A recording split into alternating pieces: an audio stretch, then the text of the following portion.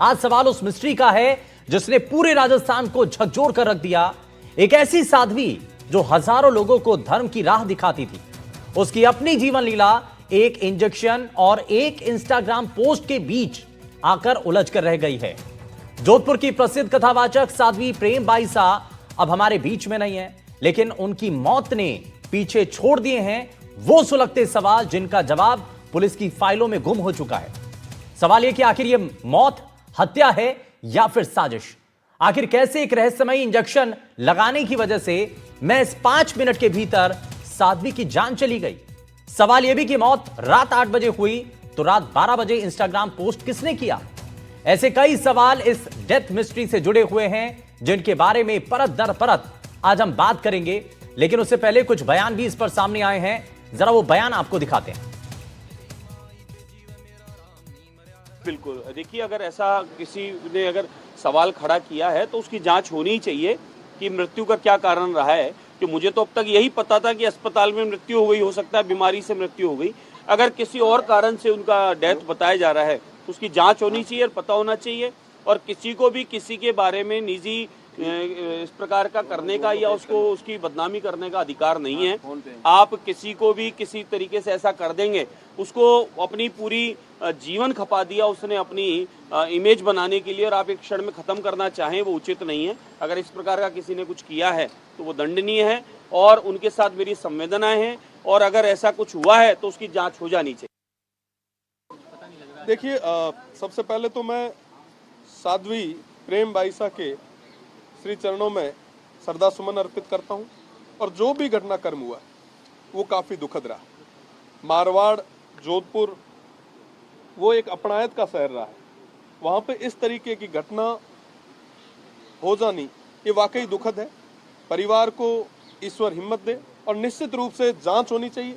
जो भी तथ्य है वो प्रदेश के सामने, सबके सामने आने चाहिए। निश्चित रूप से न्याय मिलना चाहिए। देखिए, डिजिटल युग के कई प्लस और माइनस भी हैं, और किसने ट्रोल करवाया, किस तरीके से हुआ, ये पूरा घटनाक्रम जो है वो जांच, स्पष्ट जांच होना चाहिए और समयबद्ध तरीके से जांच होके जो भी आरोपी है उनके खिलाफ कार्रवाई होनी।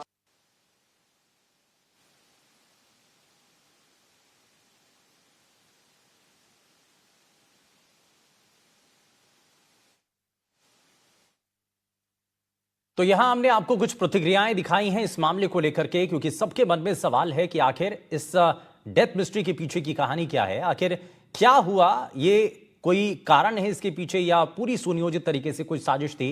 इसको जरा समझने की कोशिश करेंगे, और इसको समझने के लिए हमारे साथ कुछ खास मेहमान कार्यक्रम में जुड़ गए हैं। हमारे साथ रिटायर्ड एडिशनल एसपी जयपुर के योगेंद्र कुमार जोशी जी कार्यक्रम में जुड़ चुके हैं। जोशी सर, बहुत स्वागत है आपका।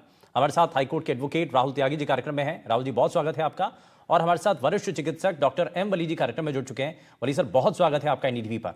शुरुआत में जोशी सर आपसे ही कर रहा हूं, क्योंकि बहुत सारे सवाल हैं इस डेथ मिस्ट्री को लेकर के। सवालों की फेहरिस्त बड़ी लंबी है। सवाल ये कि एक इंजेक्शन लगाया जाता है, वो पहलू मैं वली सर से भी जानूंगा कि आखिर कैसे कोई एक ऐसा इंजेक्शन लगता है जिसके बाद महज 5 मिनट के अंदर किसी भी मरीज की डेथ हो जाती है, उसको लेकर के एक सवाल। लेकिन आपने ये पहलू जाना, देखा, इसके पीछे आपको कोई कहानी समझ में आ रही है? ये 2025 का ये पुराना केस है, उससे कहीं लिंकअप होता है जो वीडियो वायरल हुई थी? देखिए शुभेंदु जी, मैंने ये 13 जुलाई 2025 की घटना है जब ये चीज वायरल हुई, और वहां थाने में, बोरानाथ थाने में मुकदमा दर्ज हुआ, और 25 तारीख को वो गिरफ्तार हुआ, जिसके खिलाफ जोगेंद्र उर्फ जोगाराम के खिलाफ है, वो गिरफ्तार हुआ। मेरा कहना यह है कि ये जो इंजेक्शन है, डॉक्टर साहब बता देंगे, डेक्सोना इंजेक्शन है, ये जानलेवा तब होगा जब उससे संबंधित कोई ऐसी बीमारी उसके अंदर पहले से मौजूद है जिसके इस इंजेक्शन के रिएक्शन करने से उसका असर होता हो। तो ये डॉक्टर साहब बताएंगे। लेकिन मैं ये कहना चाहूंगा कि मैंने इसके साध्वी जी के कई वीडियोस देखे हैं जिसमें वो उनकी गाड़ी पे पत्थर मारना, उनकी गाड़ी को तोड़ना फोड़ना, उनके जो आश्रम है उसमें अंदर घुस जाना, और पुलिस में वो बार बार शिकायत कर रही है लेकिन पुलिस वालों द्वारा उनकी शिकायत पर ध्यान नहीं देना। और उनका जो कहना यह है कि पुलिस के कार्यशैली की जो देरी है उसकी वजह से मैं प्रताड़ित हूं, और अगर इनको गिरफ्तार किया है तो इनकी जमानतें हो गई हैं, जमानत अगर हो गई है तो उसके खिलाफ क्या कार्रवाई की गई है। तो साध्वी जी की जो वीडियो वायरल की है और जो अपराध कारित किया गया है उसमें उसके संतोषप्रद कार्रवाई नहीं होना उनकी एक तो मुख्य बात है। दूसरी बात यह है कि जिन व्यक्तियों को गिरफ्तार किया गया है उन व्यक्तियों से पूछताछ हुई है, उनकी बात जो सामने आई है, तो पुलिस को जिस तरह से एक्शन लेना चाहिए था, जिन लोगों ने उनके साथ, मैंने देखे ऐसे वीडियो जिनमें पत्थर भी मार रहे हैं, उनकी गाड़ी तोड़ रहे हैं, कोई क्या कर रहे हैं। हाँ, नहीं, इसमें एक चीज और भी है सर, क्योंकि एक लंबा अनुभव भी रहा है, आपने कई ऐसे केसेस भी देखे हैं, लेकिन मैं ये जानना चाह रहा हूं कि क्या जो पुलिस की कार्यशैली थी, कोई एक्शन ना लेना, बार बार ब्लैकमेल किया जा रहा था उसको लेकर के, उन्होंने कई बार पब्लिक डोमेन में भी बताया था, तो क्या उस वजह से वो मेंटली टॉर्चर हो रही थी, उस प्रेशर में आ गई थी, इस वजह से ऐसा कदम हुआ, या फिर ये कोई सुनियोजित साजिश? इसके पीछे आपको जो शुरुआत की कड़ियां हैं जो आपस में जुड़ रही हैं, उसके आधार पर आप क्या कहेंगे? देखिए, इसके अंदर शक की सुई तो है ही। इस घटना से संबंधित ही ये घटना है। जो ये घटना हुई है 13 जुलाई, क्योंकि अपराधी बाहर आ गए जेल से, और जब अपराधी बाहर आ गए जेल से, उनके कुछ बिगड़ा नहीं है, उनका कुछ, उनको न्याय नहीं मिला है, तो उससे संबंधित अब वो अपराधी जो पहले इस तरह की हरकतें कर रहे थे, तो हो सकता है उन्होंने बाद में आकर के कुछ न कुछ इस तरह की रचना रची हो, जिससे ये साध्वी इतनी परेशान हो गई हो। अब उसको तबीयत खराब है, बुखार आ गया है, और फिर उनको इंजेक्शन लगाने के लिए कंपाउंडर बुलाया जाता है, और वो इंजेक्शन लगाता है और उसके तुरंत बाद डेथ हो जाती है। देखिए, इस मिस्ट्री की जांच तो तभी होगी जब जिस तरह से उनके कमरे के अंदर कोई जो सामान पाए जाते हैं, या जो वीडियो वायरल हुआ है, जो इंस्टाग्राम पे उनकी मृत्यु पूर्व की बात जो ये कह रहे हैं कि उससे पहले की है लेकिन है उसके बाद की, और जिसने उसमें वायरल करी है, और वो कह रही हैं कि जीते जी तो मुझे इंसाफ नहीं मिला, लेकिन जाने के बाद हो सकता है इंसाफ मिल जाए। हाँ बिल्कुल। देखिए, अब तो वो चूंकि डेथ हो गई है, इसलिए शिवेंदु जी अब इनके गले में फांस बन गई है। अब उस समय तो पुलिस कार्रवाई नहीं कर रही थी, लेकिन अब पुलिस को कार्रवाई करनी पड़ेगी, क्योंकि उनके समर्थक अब वो एग्रेसिव हो गए। और ये पक्की बात है कि बिना इसके उसकी मृत्यु नहीं हो सकती जब तक कि उसमें कोई षड्यंत्र न हो। ये मेरी अपना अनुसंधान है। ठीक है। मैं इसमें वली सर को अब जरा जोड़ रहा हूं। इसमें एक पहलू ये भी है इंजेक्शन का। भाई, एक इंस्टाग्राम पोस्ट हो गई, एक जो पोस्टमार्टम को लेकर के कुछ सवाल उठ रहे थे, एक दूसरा पहलू वो, और तीसरा इंजेक्शन का। वली सर, इंजेक्शन, क्योंकि जिस बात का इशारा जोशी सर कर रहे हैं कि क्या ऐसा हो सकता है कोई पहले से बीमारी, बस ये बताया जा रहा था कि भाई थोड़ा सा तबीयत नासाज थी, बुखार था, और उसके बाद जो है वहां पर किसी को बुलाया जाता है, इंजेक्शन लगाया जाता है, और उसके 5 मिनट के अंदर ही उनकी मौत हो जाती है। तो किन परिस्थितियों में हो सकता है ये, क्या हो सकता है ये? शुभेंदु जी, डॉक्टरी जो है एक बड़ी अच्छी साइंस है, हम में से ज्यादातर लोग उसको भूलते जा रहे हैं। सबसे पहला हमारा काम होता है हिस्ट्री टेकिंग। पहले मरीज की बीमारी, चाहे वो 3 दिन की हो, 2 दिन की हो, 1 दिन की हो, मरीज की या मरीज का अगर इस लायक नहीं है कि वो हिस्ट्री दे सके, तो आसपास जो मौजूद हो उसके से हिस्ट्री लेना पड़ेगी। ये पहला स्टेप अभी हमारी सब स्टोरीज जितनी मैंने देखी उसमें से मिसिंग है। इंजेक्शन जिसका नाम लिया जा रहा है, अगर वो सही है डेक्सोना, तो ये तो हमारी लाइफ सेविंग किट का भी एक हिस्सा होता है। हाँ। आमतौर पर अगर बहुत ज़्यादा ब्लड प्रेशर न बढ़ा हो, डेक्सोना इंजेक्शन लगा दिया जाए, तो इसको हम ब्लेम नहीं कर सकते। ये हमारी, एक ज़माने में जब मैं स्टूडेंट था तो 2 ही इंजेक्शन होते थे हमारी लाइफ सेविंग किट में, इमरजेंसी किट में। एक माइकोरेन होता था, एक डेकाड्रॉन होता था, वही अब डेक्सोना के नाम से आता है। तो खाली इस पे मैं नहीं अपनी कोई ओपिनियन दूंगा, ये जांच का विषय होगा। इंजेक्शन को सील किया जाएगा, उसकी प्लेस की जाएगी सिरिंज। हाँ, इस बात पे मुझे थोड़ा सा एतराज है कि कंपाउंडर से इतनी इंपॉर्टेंट साध्वी जी का इलाज कराया गया। नंबर 1 तो मैं वही पॉइंट रख रहा हूँ कि हिस्ट्री टेकिंग, डेक्सोना से पहले की क्या हिस्ट्री है उस पर भी प्रकाश डालना पड़ेगा। और बाकी तो देखिए, ये अब इतना बड़ा केस बन गया है, एक रिस्पेक्टेड साध्वी जी की डेथ हुई है। और वो इमोशनल ट्रॉमा तो देखिए जग जाहिर है, अगर हम उसको कहते हैं इमोशनल ट्रॉमा है, तो ये तो उनके तमाम जो डॉक्यूमेंटेड एविडेंसेस हैं अब तक के, इस समय तक के, तो इमोशनल ट्रॉमा भी एक फैक्टर होता है। वो मतलब ओपन है, वो इमोशनल ट्रॉमा है और उनका यंग एज है और पिछली जो सब ये वीडियो की बातें हो रही हैं नॉनसेंस चीजें होती हैं, और अगर हम इसका कॉग्निजेंस लेते हैं तो हम इमोशनली बहुत डिप्रेशन में चले जाते हैं। तो देखिए वो बस मैं इसमें यही अच्छा वली सर, कहूंगा मैं इसमें कि एक चीज और इनके जोड़ना चाह रहा विसरा हूं कि की अगर अगर इतना सीरियस कंडीशन अच्छे थी और से जो की जाए। जो इंजेक्शन दिया गया, अगर इतना ज्यादा सब कुछ सीरियस था तो आश्रम में ट्रीटमेंट क्यों अस्पताल ले जाना चाहिए था? और दूसरा सवाल ये भी वही तो कि मैंने बिना किसी कहा। डॉक्टर की निगरानी में, बिना किसी डॉक्टर की हाँ, निगरानी में वहां पर उनको इंजेक्शन लगा दिया जाता है। वो मैं यही पॉइंट रेज कर रहा हूँ ना। मैं हमारे यहाँ ये वीआईपी कैटेगरी में आते हैं ऐसे लोग, और वीआईपी कैटेगरी में मैंने तो 3 राष्ट्रपतियों का इलाज किया है। हमारे राष्ट्रपति कंपाउंडर आके इंजेक्शन लगाते हाँ। तो लाठी पे लटका दिया जाएगा डॉक्टर के, तुम्हारे होते हुए कंपाउंडर ने कैसे आके इंजेक्शन लगा दिया। तो इसमें हमारी रिस्पॉन्सिबिलिटी होती है, मेडिकल प्रोफेशन की एक जिम्मेदारी होती है। और अगर हमें कंपाउंडर पे इतना फेथ है कि हम उससे इंजेक्शन लगवाएंगे, तो उसमें हमारी प्रीवियस हिस्ट्री और बहुत सी चीज़ें होती हैं। उसके बाद डॉक्टर से फ़ोन पर ये अप्रूवल ले लिया जाता है, अगर डॉक्टर साहब बहादुर आने में देर लगा रहे हैं तो विद अप्रूवल एंड कॉन्सेंट तो हो सकता है।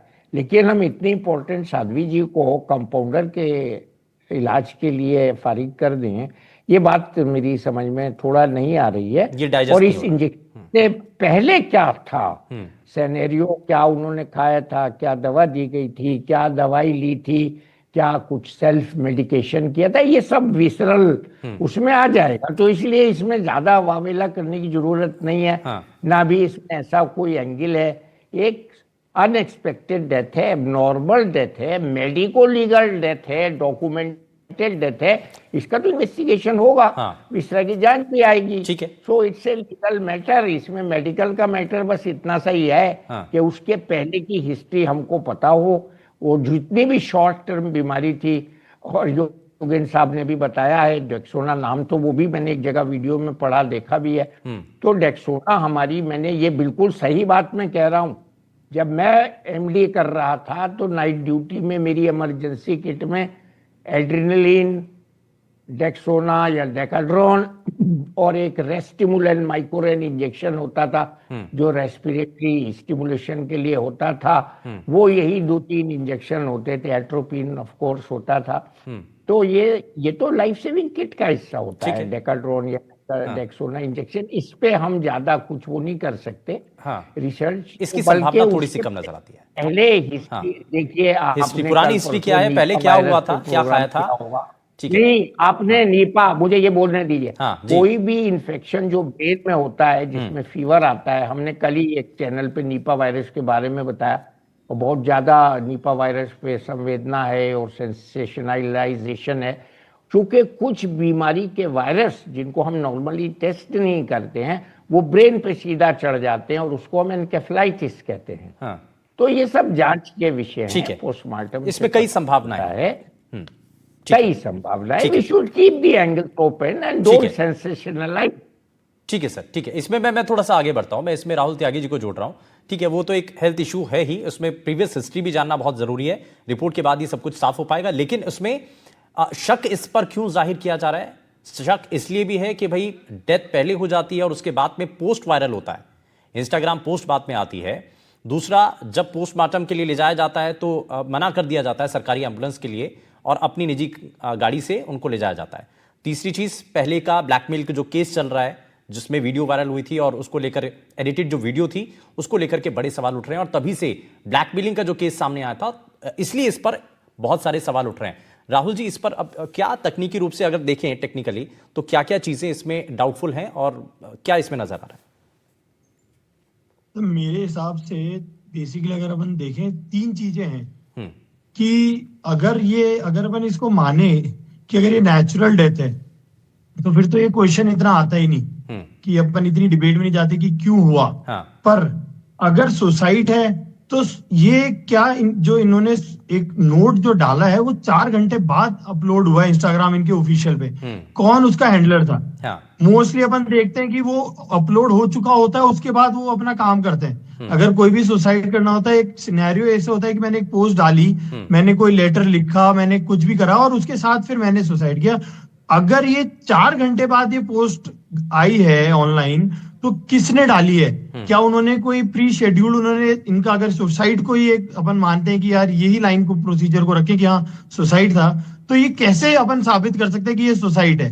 और उसमें भी कि अगर आता है और अपन इसमें कहते हैं कि पुरानी जो एक एफआईआर हुई है उस हिसाब से उन्होंने बहुत ब्लैकमेल करा, इस सिचुएशन तक उनको इतना चला गया, मेंटली वो परेशान हो गई कि उनको सुसाइड करना पड़ा, तो भी जो सारे एक्यूज थे पुराने जो इनके अगेंस्ट इन्होंने एफआईआर करी थी, जो इनको परेशान कर रहे थे, उसमें भी अबेटमेंट टू सुसाइड का केस उनके अगेंस्ट जा सकता है कि ब्लैकमेलिंग का एक्सटॉर्शन हुआ, वो सारी चीज उसमें भी जा सकती है। और अगर तीसरा अगर अपन देखें कोई कॉन्स्पिरेसी है, जो जैसे सर ने सभी ने कहा, फैक्ट है कि भाई इसमें एक इंजेक्शन लगा और उसके बाद ज्यादा तबीयत खराब हो गई। जब जैसे वाली सर कह रहे हैं कि वीआईपी लोगों का एक अलग प्रोटोकॉल होता है, अलग तरीके से जाएंगे, सबसे सिर्फ कंपाउंडर को वहीं पे बुला के आप एक इंजेक्शन लगा देते हो विदाउट एनी डॉक्टर्स कंसल्टेशन। और मैं तो कहता हूँ आश्रम में क्या कोई एक डॉक्टर भी अवेलेबल नहीं था? नॉर्मली इतना बड़ा आश्रम है, वहां पे एक पूरा एक मेडिकल का एक डिपार्टमेंट होना चाहिए, कोई 2-4 लोग तो है नहीं पूरे आश्रम में, तो वहां पे भी सिर्फ एक कंपाउंडर और किसी के कोई डॉक्टर नहीं और कुछ नहीं, और एक सिंपल इंजेक्शन लगने के बाद, तो ये या तो अगर उसकी कोई कॉन्स्पिरेसी है, कुछ है उसमें, तो नहीं तो फिर एक मेडिकल नेग्लिजेंस भी हुई है, तो भी ये क्वेश्चन है कि भाई क्या क्यों है, क्या सस्पिशियस है इस मामले में, तो उसको भी देखना बहुत जरूरी है। ठीक है, इसमें एक जो पहला सवाल खड़ा होता है वो जोगेंद्र को लेकर के होता है। मैं इसमें जोशी सर वापस से आ रहा हूं। जोगेंद्र जो कि साउंड सिस्टम लगाता है, और उस वक्त जब ये 2025 का जो मामला जिसमें वीडियो वायरल होती है, एडिटेड वीडियो बताई जाती है, उसमें साध्वी बताती भी हैं कि वो अपने पिता स्वरूप गुरु के साथ थी और उस दौरान उसको लेकर के कुछ चीजें सामने आई थी। लेकिन साउंड सिस्टम जो जोगेंद्र जो है, जिसका साउंड सिस्टम वहां पर था, वो बार बार ब्लैकमेल करता है। वो कहता है कि मैं नहीं तो वायरल कर दूंगा, बदनाम कर दूंगा। उन्होंने कहा कि आपको जो करना है कर लीजिए, लेकिन हम अपनी बात पर हम बिल्कुल सही हैं, तो इसलिए हम अडिग रहेंगे। तो लग रहा है कि वहां से, हालांकि अब वो गिरफ्त में भी है, तो उससे पूछताछ में कुछ चीजें और सामने आ सकती हैं। और शुरुआत में अगर, जैसा बात यही है कि अगर शुरुआत में अगर इस पर कड़ाई से कार्रवाई की जाती, पूछताछ उसी वक्त हो जाती, तो शायद ये सब चीजें दिखाई नहीं देती। बिल्कुल शुभेंदु जी, आपने सही कहा है। उसने जो मुकदमा दर्ज कराया था जोगेंद्र के खिलाफ कराया था, उसका एक ड्राइवर था रमेश, उसके खिलाफ कराया था, और जोगेंद्र की पत्नी के खिलाफ कराया था, कृष्णा के खिलाफ, कि इन सबने मिलकर के मेरा जो वीडियो है उसमें से, कमरे में जो वीडियो लगा हुआ उसमें से उसको चुरा करके और इस तरह की बात की गई। मेरा ये कहना है कि अगर इस तरह की बात है तो दूसरा पक्ष अभी जिंदा है। आप समझ रहे हैं? तो दो पक्ष थे इस वीडियो के अंदर, उसमें से एक पक्ष की साध्वी, दूसरा पक्ष दूसरा है, तो और दूसरे पक्ष ने ही ये चीज वायरल की है। और इनसे पीछा छुड़ाने के लिए ही ये कृत्य किया जा सकता है।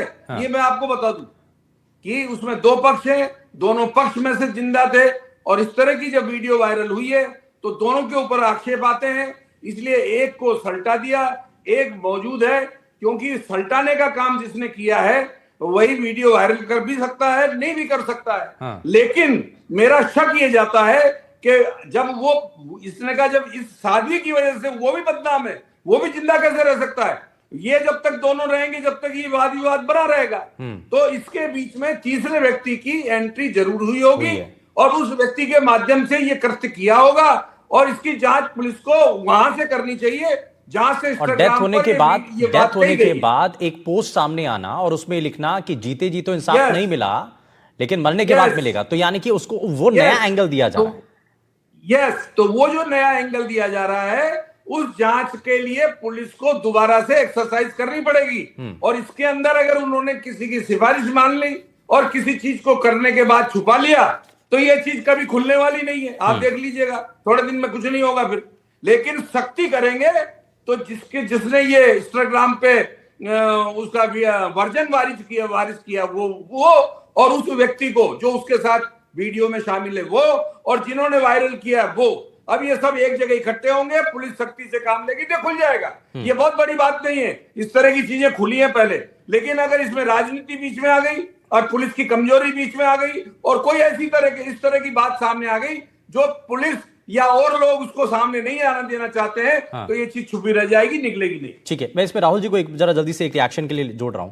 राहुल जी, जब कोई भी ऐसा कोई डेथ केस आता है तो उसमें अगर प्राइवेट हॉस्पिटल ले जाया जाता है तो वहां से रेफर कर दिया जाता है गवर्नमेंट हॉस्पिटल के लिए कि वहां पर आप जाइए, पोस्टमार्टम कराइए, है ना, यही एक प्रोसीजर होता है। लेकिन यहां पर इस केस के अंदर बताया जाता है कि जो प्राइवेट हॉस्पिटल जहां पर लेकर के गए थे तो वहां पर डॉक्टरों ने ये हिदायत दी थी परिवार के लोगों को भी, वहां पर जो आश्रम के लोग भी आए थे तो उनको एक कहा था कि आप गवर्नमेंट हॉस्पिटल में लेकर के जाइए, वहां पर आप पोस्टमार्टम कराइए। लेकिन शायद वहां पर उन्होंने नहीं कराया और वो अपनी ही गाड़ी से तुरंत वापस आश्रम ले आए। तो ये भी एक बड़ा डाउटफुल जो है क्वेश्चन बना हुआ है इसको लेकर के। सर बहुत सारी चीजें हैं इसमें कि क्योंकि अगर पोस्टमार्टम सरकारी अस्पताल में होना चाहिए था और इस केस में जब सस्पिशियस डेथ हुई है, जब ऐसे कई सिनेरियोज आ रहे हैं कि भाई सुसाइड है या फिर इंजेक्शन से कोई मेडिकल नेग्लिजेंस है या एक बार के लिए कहें भी कि कोई रीजन की वजह से इनका मर्डर हुआ है, जो भी अगर कल्पेबल होमिसाइड की भी बात करें कि कहीं ना कहीं अगर किसी ने इस सोचा ये पूरी पुरानी वाली एफआईआर के अगेंस्ट अगर गए हों और किसी की कॉन्स्पिरेसी के अगेंस्ट कुछ ये इंसिडेंट हुआ है तो उसमें तो जरूरी है पोस्टमार्टम का, फॉरेंसिक रिपोर्ट का, क्योंकि विदाउट द इन्वेस्टिगेशन पुलिस भी नहीं कर पाएगी। यहाँ पे इनकी बहुत बड़ी नेग्लिजेंस है कि वहां पे ना ले जाके वापस आश्रम में लेके आ गए। विदाउट पोस्टमार्टम पुलिस भी क्या इन्वेस्टिगेशन करेगी कि इंजेक्शन से अगर माना जाए तो क्या इंजेक्शन के बाद जो हुआ है रिएक्शन, मेडिकल रिएक्शन, उसकी वजह से डेथ हुई है, क्या कोई सुसाइड में भी था, तो कोई मार्क्स है बॉडी पे, क्या है, क्या सुसाइड हुआ है, तो वो अगर अपन उसको देखें, इन्होंने जो सुसाइड नोट डाला है उससे लिंक करने के लिए without postmortem, without forensic report कोई भी इन्वेस्टिगेशन में वो रीजन ही नहीं निकाल पाएंगे कि हुआ क्या है एग्जैक्टली। तो ये तो बहुत बड़ी लापरवाही है कि पहले वहां वापस लेके गए और फिर बाद में अपनी ही व्हीकल से। आज अपन देखते हैं बहुत बड़ा रीजन है कि कई बार प्राइवेट एम्बुलेंस मिलती ही नहीं है, सरकारी एम्बुलेंस को भी आने में बहुत टाइम लग जाता है। तो कभी अपन देखते हैं कि अपनी खुद की निजी कार से ही अपन अस्पताल जा रहे हैं और कुछ कर रहे हैं। लेकिन इस केस में तो एम्बुलेंस थी वहां पर, खुद बाय चॉइस एम्बुलेंस छोड़ी। सर तो वही, अब क्योंकि कई भक्तों ने, मैंने न्यूज में देखा, कई भक्तों ने फादर के, साध्वी जी के फादर के अगेंस्ट भी कई चीजें बोली, एलिगेशंस लगाए हैं कि वो जानबूझकर नहीं चाह रहे थे पोस्टमार्टम करवाना, जानबूझकर वो पहले जो फोन हुआ है जिससे वो अपना इंस्टाग्राम हैंडल करते थे साध्वी जी, वो फोन देना, सुपुर्द करना नहीं चाह रहे थे पुलिस को। तो क्या रीजन है, ये सब इन्वेस्टिगेशन में जब पुलिस करेगी, इन्वेस्टिगेशन का पार्ट है, खैर जांच इस पर की जाएगी। मैं इसमें थोड़ा सा समय कम है, लेकिन वरी सर को जरा जल्दी से जोड़ना। वरी सर कुछ जुड़ना चाह रहे हैं इसमें? हाँ, बस मैं ये कहता हूँ कि हॉस्पिटल प्राइवेट हो या गवर्नमेंट हो, when a patient is brought as a dead, brought dead हम उसको कहते हैं, वो इसके रिश्तेदारों को नहीं पता होता है जिंदा है मुर्दा है, तो डॉक्टर देख के बताता है ना ब्रॉड डेड है। तो ब्रॉड डेड पेशेंट में first duty of the attending doctor, चाहे वो सीएम हो या इमरजेंसी मेडिकल रूम ऑफिसर हो या सीनियर डॉक्टर हो, उसकी पहली ड्यूटी ये होती है inform the police, let the police proceed further. उसको अब कहाँ ले जाना है, मोर्चुरी में भेजना है, तो पंचनामा करके छोड़ना है, या उसका पोस्टमार्टम के लिए प्रोसीजर फॉलो करना है to ascertain the cause of death. तो यही मसला, ये थोड़ा सा प्राइवेट हॉस्पिटल है तो इसका एक्सक्यूज थोड़ी है कि हमने जो कह दिया एम्बुलेंस ले जाओ सरकारी अस्पताल में जाओ, नहीं, पुलिस शुड बी इन्फॉर्म्ड। और मेरा जहां तक मेरा ज्ञान है, कम होगा या गलत भी होगा, हर अस्पताल, जो दिल्ली में तो बहुत से बड़े बड़े प्राइवेट हॉस्पिटल हैं, उसके पास एक छोटा सा पुलिस चौकी या थोड़ा सा पुलिस डिप्लॉयमेंट होता है, जोशी जी को शायद ज्यादा इंपॉर्टेंटली मालूम हो। तो police is in contact with every central और बिगर हॉस्पिटल, वेदर प्राइवेट और government, for such cases which are of medico legal importance और अल्टरनेटिवली ब्रॉड डेड। तो ये तो ब्रॉड डेड है, लेकिन तो यही से डाउटफुल है क्योंकि पुलिस केस होने के कारण ही शव को पोस्टमार्टम के लिए सरकारी अस्पताल ले जाने की सलाह दी गई थी। ये प्राइवेट हॉस्पिटल की तरफ से कहा गया, लेकिन उनके जो पेरेंट्स हैं, जो साथ के लोग थे, वो अस्पताल एम्बुलेंस ले जाने की बजाय उस शव को निजी वाहन से आश्रम वापस ले जाते हैं। सर, यही तो डाउटफुल है, उसके इसलिए तो पहले इस पर सवाल उठ रहे हैं। पंचनामा। खैर थोड़ा सा लंबा पुलिस किया जाएगा, लेकिन और समय पंचनामा समय नहीं, थोड़ा सा बिल्कुल कम नहीं, है, स्टेट समय है। थोड़ा सा कम है। मैं सर मैं पंचनामा माफी के और साथ पुलिस रुकना को चाहूंगा, भी- हाँ हो माफी गया। के साथ रुकना चाहूंगा सर, लेकिन समय ज्यादा इजाजत नहीं देता आगे बढ़ने के लिए। लेकिन बहुत शुक्रिया सभी खास मेहमानों का कार्यक्रम में शामिल होने के लिए। हालांकि ये डेथ मिस्ट्री को लेकर के बहुत सारे सवाल हैं जिनको लेकर के डाउट बने हुए हैं और उसी को लेकर के हमने चर्चा की है। यार रुकते एक छोटे से ब्रेक के लिए, आप कहीं मत जाएगा, बने रहिए एनडीटीवी राजस्थान के साथ। नमस्कार।